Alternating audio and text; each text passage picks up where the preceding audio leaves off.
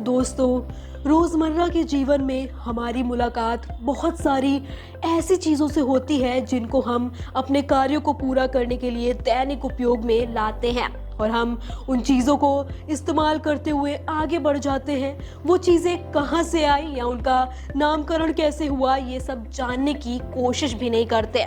इसलिए आज हम आपको एक ऐसी ही चीज़ के नाम की उत्पत्ति के बारे में बताने जा रहे हैं जो चीज़ आपके और मेरी ज़िंदगी का एक अटूट हिस्सा बन चुकी है। मैं बात कर रही हूँ एक डेटा ट्रांसफरिंग सॉफ्टवेयर के, जिसे हम और आप ब्लूटूथ के नाम से जानते हैं। क्या आपने कभी सोचा है कि ये लफ्ज़ ब्लूटूथ, जिसका वास्तविक मतलब निकालना बहुत कठिन हो जाता है, या उसके नाम का मतलब नीला दांत हो जाता है? क्या आपने कभी सोचा है कि एक डेटा ट्रांसफरिंग सॉफ्टवेयर को ये नीला दांत जैसा नाम आखिर क्यों दिया गया है? तो इसलिए आज हम आपको यही बताने वाले हैं कि आखिर ब्लूटूथ का नाम ब्लूटूथ कैसे और कब पड़ा।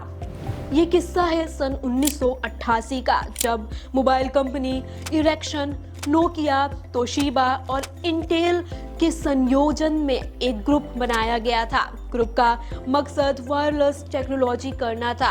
इस ग्रुप में करीब 400 सदस्य थे और इस ग्रुप के लीडर जिम कार्डच। 2 साल के कठिन परिश्रम के बाद जिम कार्डच और उनकी टीम कामयाब हुई। इस प्रकार इरेक्शन ने E36 के नाम से पहला ब्लूटूथ वाला मोबाइल मार्केट में लॉन्च कर दिया। सन 2000 में ये तो ब्लूटूथ का इतिहास था।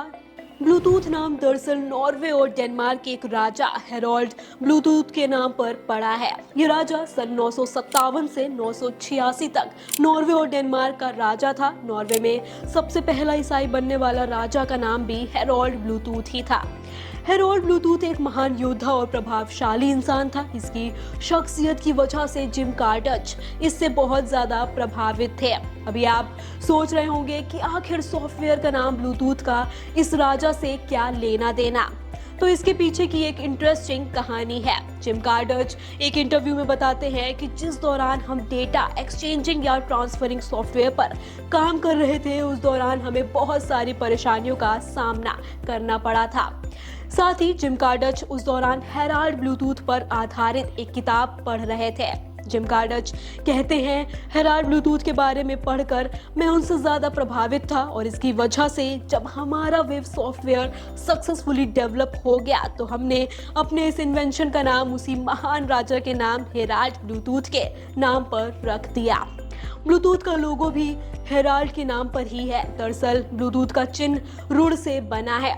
ब्लूटूथ का चिन्ह रुड़ एक लेटर या करेक्टर होता है जो विभिन्न प्राचीन जर्मनी के लोगों के, विशेष रूप से स्कैंडिनेवियन, वेनाई और एंग्लो सेक्शन है।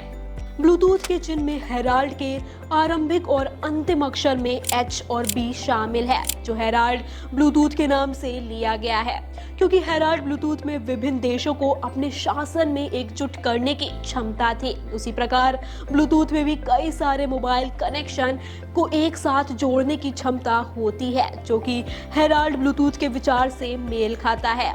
इसीलिए इनकी लोगों में भी हेराल्ड ब्लूटूथ की विचारधारा को प्रदर्शित किया गया है। नाम की ये कहानी यही खत्म नहीं होती। नाम के अलावा ब्लूटूथ लोगो की भी अपनी कहानी है। इसका लोगो भी हेराल्ड ब्लॉटर्न नाम से लिया गया है।